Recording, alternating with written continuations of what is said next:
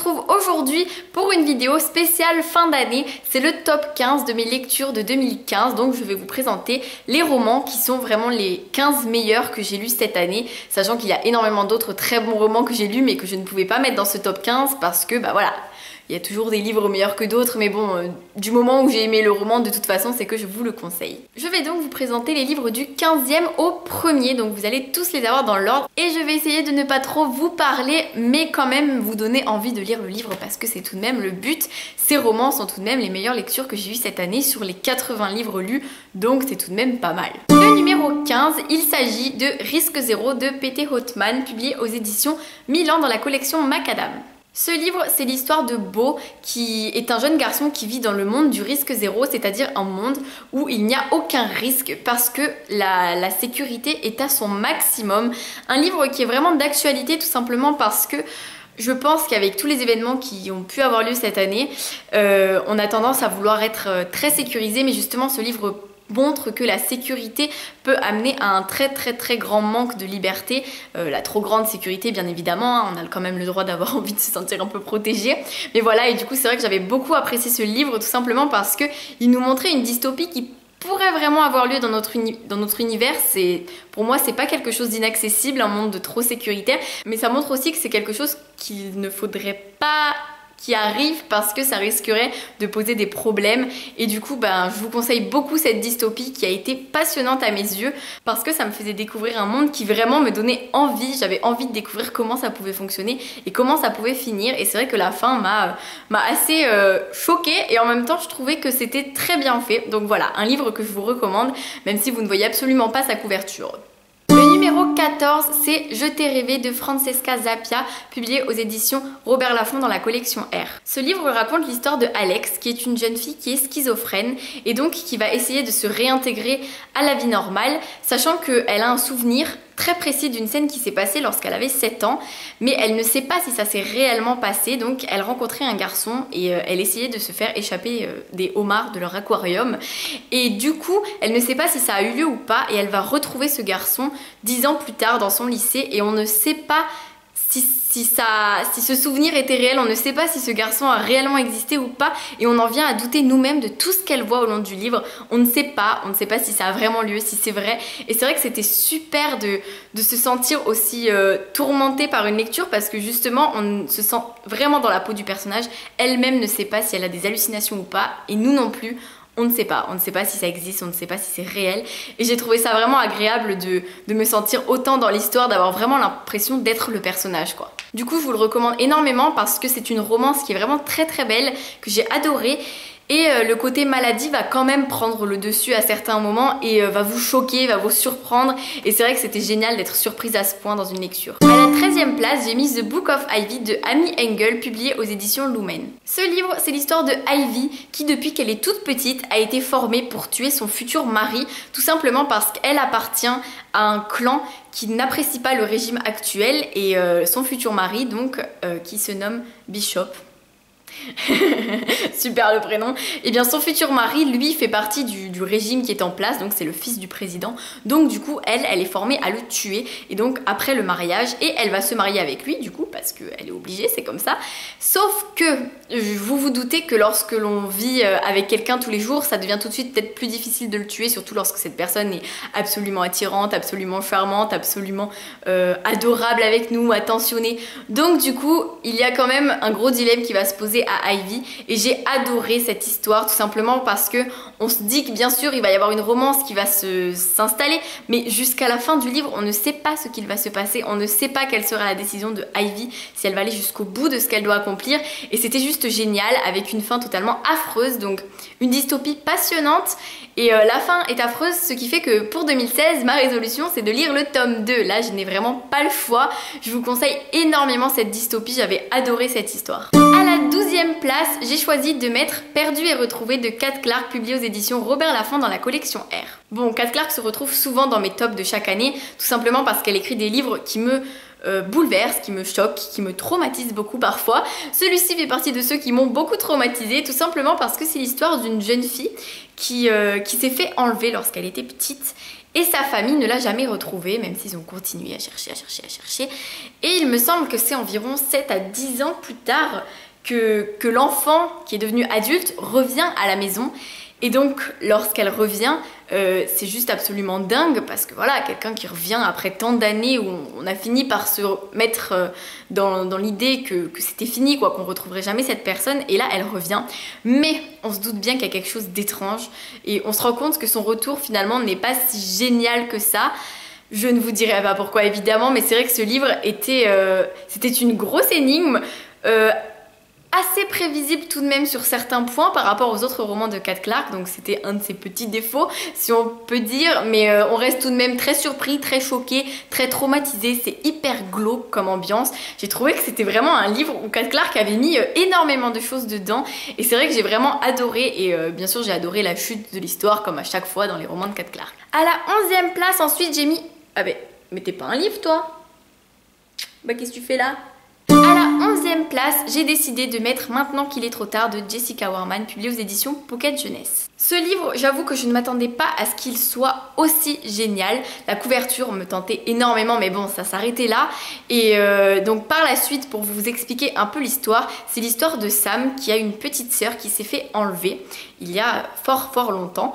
Et lorsqu'elle va revenir sur les lieux du crime de nombreuses années plus tard, eh bien, elle va se rendre compte que la personne qui a été en prison, c'est peut-être pas le vrai coupable. Donc ça remet évidemment tout en cause. Et ce livre, c'est une continuité de flashback sur le avant-après l'enlèvement et des années plus tard, quoi. Et du coup c'était hyper intéressant parce qu'on se dit mais quand est-ce qu'on va savoir, quoi, quand est-ce que ça va se finir? Et c'était passionnant parce qu'on avait vraiment hâte de savoir la suite. C'était plein de suspense, plein de mystères, c'était vraiment génial. J'ai adoré jusqu'à la fin, qui m'a fait vraiment sourire.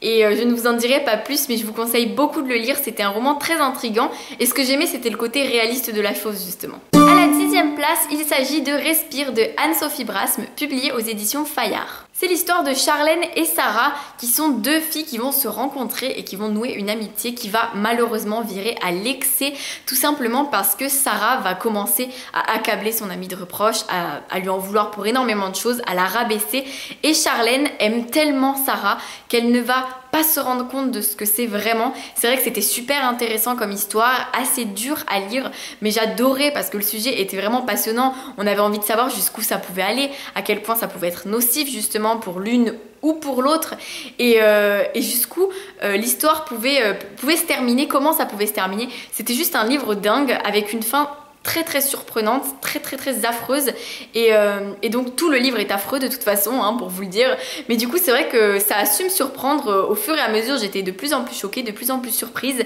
et je vous le conseille beaucoup parce que j'ai vraiment apprécié. À la 9e place, c'est Aristote et Dante découvrent les secrets de l'univers de Benjamin Alire Sáenz, publié aux éditions Pocket Jeunesse. Si ce livre m'a tant touchée, c'est parce qu'il raconte l'histoire de Harry, qui est quelqu'un d'assez renfermé sur lui-même, assez solitaire, qui va rencontrer Dante, qui est un garçon juste super extraverti, super heureux de vivre, deux personnes qui sont très différentes, mais qui vont pourtant nouer une amitié, qui vont nouer quelque chose, un lien qu'on ne peut pas comprendre, et c'est juste une histoire qui est très belle. Je n'aurais pas les mots pour vous expliquer ce que c'est. Plus que ça, en fait, c'est une histoire entre deux garçons qui vont nouer une amitié qui va être une amitié spéciale, et je n'ai rien à dire de plus que c'était magnifique, c'était très beau, c'était très plaisant à lire. J'ai adoré cette lecture, c'était touchant, c'était magique en fait, ça m'a vraiment transportée. C'est un livre que j'ai lu assez rapidement et que j'ai beaucoup apprécié, je vous le recommande fois 1000, vraiment. Pour moi, c'est un livre qui est fabuleux. La 8e place est attribuée à Quelqu'un qu'on aime de Séverine Vidal, publié aux éditions Sarbacane dans la collection Exprime. Ce livre, c'est tout simplement un road trip avec une histoire d'amitié, une histoire de famille qui se noue alors que ces gens ne se connaissaient même pas. Pour le commencement, c'est tout simplement l'histoire de Matt qui a emmené son grand-père en voyage pour faire rappeler à son grand-père ses souvenirs de jeunesse, tout simplement parce qu'il est atteint de la maladie d'Alzheimer, donc il ne se souvient plus de tout ce qu'il fait et parfois il déraille totalement. Matt veut lui faire revenir ses souvenirs par le biais de ce voyage, et sur le voyage ils vont récupérer plusieurs personnes, et c'est juste génial parce que du coup c'est une histoire où les gens ne se connaissent pas mais vont vraiment va se tisser un lien qui est indestructible, un lien touchant, un lien génial. J'ai trouvé cette histoire juste magique, c'était fabuleux, c'était un super voyage et c'est vraiment un livre qui va vous permettre de vous évader. C'est pour ça que je le recommande vivement. En plus, Séverine Vidal est une auteure adorable, donc vraiment c'est un livre que je vous conseille beaucoup. À la 7e place, c'est Ma raison de vivre de Rebecca Donovan, publié aux éditions Pocket Jeunesse. Bon, cette place comprend les 2 tomes, parce que le 2e tome était tout aussi fabuleux que le premier. C'est l'histoire de Emma qui vit une vie qu'on ne peut pas comprendre parce que lorsqu'elle rentre chez elle le soir, chez son oncle et sa tante parce qu'elle ne vit pas avec ses parents, elle vit des choses absolument affreuses et elle n'est pas prête à faire rentrer de nouvelles personnes dans sa vie autres que Sarah qui est sa meilleure amie. Et lorsque Evan va arriver, ça va évidemment tout chambouler. Alors si ce livre m'a autant plu, c'est tout simplement parce qu'on va s'attendre à vivre beaucoup les choses horribles qu'elle vit le soir, mais non justement. Ce livre, il montre la positivité, il montre le fait qu'elle va vivre une histoire d'amour, qu'elle va tomber amoureuse, qu'il faut qu'elle laisse cet amour entrer dans sa vie. Et c'est juste super beau, c'est juste super touchant, c'est romantique, c'est mignon, évidemment, c'est tout ce que vous voulez. Et en même temps, à côté, c'est très affreux à côté de tout ce qui se passe dans sa vie. Donc c'est vrai que ce livre c'est un tout et c'était juste génial comme histoire. Le tome 2 est fabuleux et le tome 3 je l'attends vivement mai 2016 quoi, pour avoir la suite de cette super trilogie qui je pense sera une grosse trilogie coup de cœur. La 6e place est attribuée à Contre-coup de Nathan Filer, publié aux éditions Michel Lafon. Contre-coup, c'est l'histoire de la maladie de la schizophrénie parce que Matthew, qui a 19 ans, il est hanté par le souvenir de son frère à qui on ne sait pas ce qui est arrivé. Et donc on va suivre justement ce personnage dans sa vie, ce qu'il a vécu, bien qu'à chaque fois il y ait le suspense de qu'est-ce qui s'est passé, qu'est-ce qui est arrivé à son frère Simon quoi, qu'est-ce qui s'est passé pour qu'il devienne schizophrène, pour qu'il sombre dans cette maladie grave. Et c'était super intéressant, j'ai trouvé. C'était un style très particulier tout simplement parce qu'il y a énormément de flashbacks, on est parfois perdu, mais en fait on est tout simplement perdu comme le narrateur, en fait on est perdu comme ce personnage qui est atteint de cette maladie. Et c'est ce que j'ai trouvé vraiment génial, passionnant, très troublant, mais c'est vrai que c'était une très belle histoire que j'ai beaucoup appréciée. À la 5e place de ce top, il y a Dans le désordre de Marion Brunet, publié aux éditions Sarbacane dans la collection Exprime qui sortira le 6 janvier 2016. Donc oui, il fait partie du top 15 des livres 2015, mais il n'est pas encore sorti. Mais ça reste une lecture que j'ai lue en 2015, donc je me devais de l'intégrer à ce top. Et comme vous pouvez le voir, il a même une place qui est très bonne. Il est très bien placé dans le classement, tout simplement parce que c'est un très bon livre. C'est l'histoire de 7 personnes, de 7 plus ou moins jeunes personnes qui vont se rencontrer lors d'une manifestation parce que ces personnes sont révoltées contre le système actuel, qu'elles ne sont pas du tout d'accord avec notre société et qu'elles veulent le montrer sans que ce soit de manière extrême évidemment. Et ces 7 personnes vont décider de vivre ensemble dans un squat et parmi eux il y a Jeanne et Basile qui vont se rencontrer et en plus de toute cette révolte ils vont découvrir l'amour. Ce livre est juste sublime, ce livre j'aimerais en parler pendant des heures parce que c'est très frustrant vu que je n'ai pas encore fait de bilan, je n'en ai pas parlé donc il ne faut pas que je parte trop loin, mais c'est une histoire qui est juste géniale tout simplement parce que vous avez des idées que vous ne partagez pas forcément mais que vous découvrez, qui vous permettent de vous ouvrir l'esprit, de voir autrement que votre vision actuelle des choses, de la vie, du monde, de notre société actuelle. Et c'est ce que j'ai trouvé vraiment génial. Et en plus de ça, il y a l'amour et en plus de ça, il y a de tout. Il y a énormément de sentiments, de la colère, de la tristesse, il y a de l'humour, il y a énormément de beauté de la vie, il y a énormément d'amour. Et c'était tellement touchant en fait. Je peux vous dire que j'ai pleuré d'énormes sanglots, c'était affreux, mais ce livre vaut vraiment la 5e place parce que c'est un livre totalement génial quoi, il est merveilleux. J'aimerais le conseiller au monde entier, j'aimerais que tout le monde puisse ressentir tout ce que j'ai ressenti lors de cette lecture. Alors vraiment le 6 janvier, ruez-vous à votre librairie, peu importe, achetez-le où vous voulez, je m'en fiche, le principal c'est que vous le lisiez. La 4e place est attribuée à Qui es-tu Alaska de John Green, publié aux éditions Gallimard dans la collection Scripto. C'est donc l'histoire de Miles qui décide lors de son adolescence de quitter le cocon familial qui va peut-être trop avoir tendance à l'enfermer pour aller dans un pensionnat là où il va rencontrer 2 de ses amis très proches, même plus que 2, et il va rencontrer Alaska qui fait tourner la tête à tout le monde parce que cette fille c'est juste un personnage hyper significatif. Pour moi il est très symbolique, c'est un de mes personnages préférés de tous les livres que j'ai lus parce que c'est une fille qui qui n'est pas comme toutes les autres filles qu'on a l'habitude de croiser dans les romans. Et c'est vrai que c'est ça qui fait de ce livre qu'il est unique. Et l'histoire fait de ce livre qu'il est unique, mais l'histoire, je ne peux pas vous la raconter, il faut la découvrir en lisant ce livre.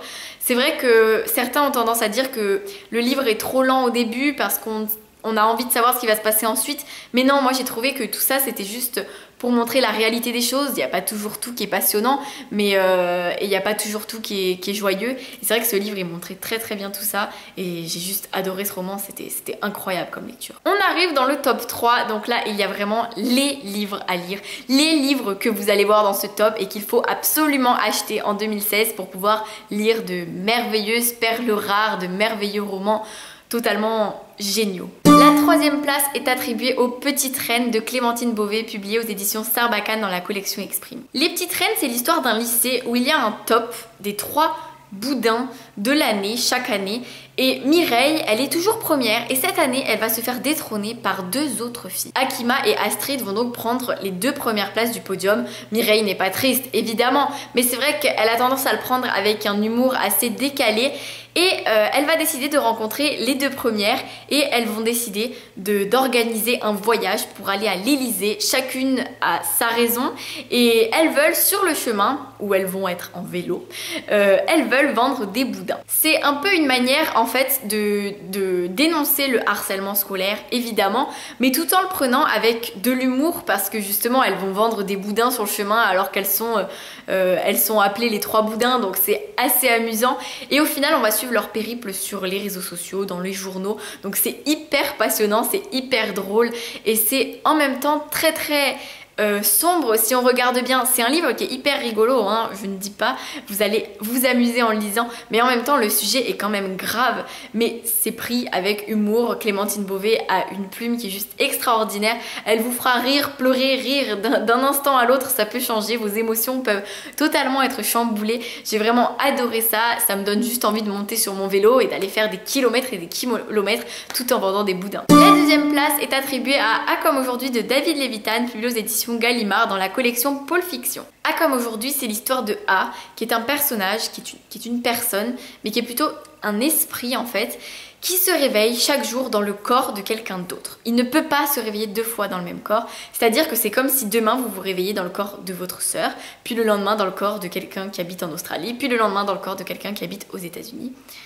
Bref, c'est un cycle infernal pour lui et ça ne le dérange pas jusqu'à ce que A tombe amoureux. Ce qui est juste génial avec ce livre, c'est qu'en fait, vous allez vous rendre compte que c'est totalement stupide d'attribuer des genres à quelqu'un. La preuve, A, ce n'est ni un garçon ni une fille. Il va tomber amoureux d'une fille comme il a déjà éprouvé des sentiments pour un garçon.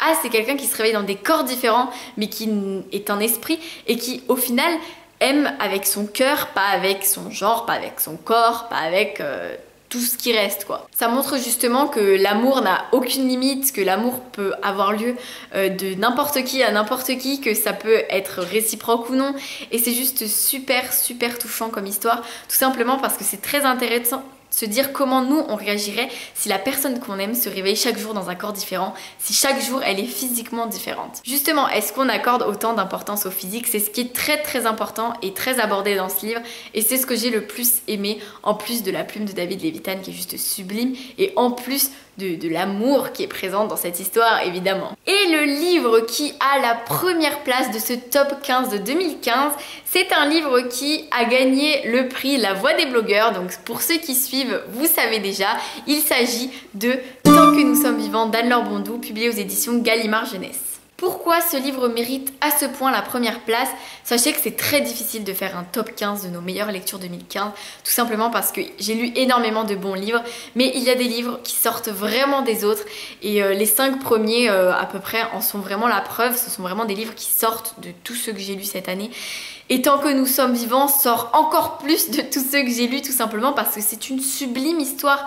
C'est une histoire d'amour qui va aussi nous parler de la vie, qui va nous parler de la mort, qui va nous parler de l'amour qui naît et de l'amour qui meurt, qui nous parle d'énormément de choses et qui pour moi est très réaliste en fait. Il nous montre beaucoup de réalités de la vie qu'on ne voit pas dans les livres parce que les livres c'est le bel amour, c'est tout ça. Bon, pas toujours évidemment, je ne veux pas faire de généralité, mais pour moi celui-ci sort énormément de l'ordinaire parce qu'il raconte l'histoire de Beau et Anna qui vont s'aimer bien qu'ils n'en aient pas vraiment le droit et qui pour pouvoir vivre leur amour vont s'enfuir, vivre énormément de péripéties.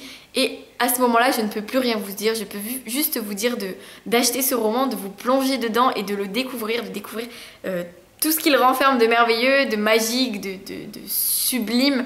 Et vraiment, c'est un livre qui m'a énormément touchée, qui m'a énormément fait pleurer et donc je vous recommande fois 1000 parce que c'est la lecture de l'année pour moi. C'est vrai que c'était difficile de trouver le top roman de l'année, mais tant que nous sommes vivants a vraiment sa place. Il la mérite énormément. Pour moi, c'est un livre juste merveilleux. C'est une perle rare qu'il faut mettre entre les mains de tout le monde. Voilà, le top 15 est terminé. J'espère vraiment que ça vous a plu. Sachez que tous ces romans que je vous présente, ils méritent vraiment d'être lus. Il faut vraiment les lire. Pour moi, ce sont des livres qui ont quelque chose en plus que tout ce que je lis habituellement. Donc je vous les recommande énormément.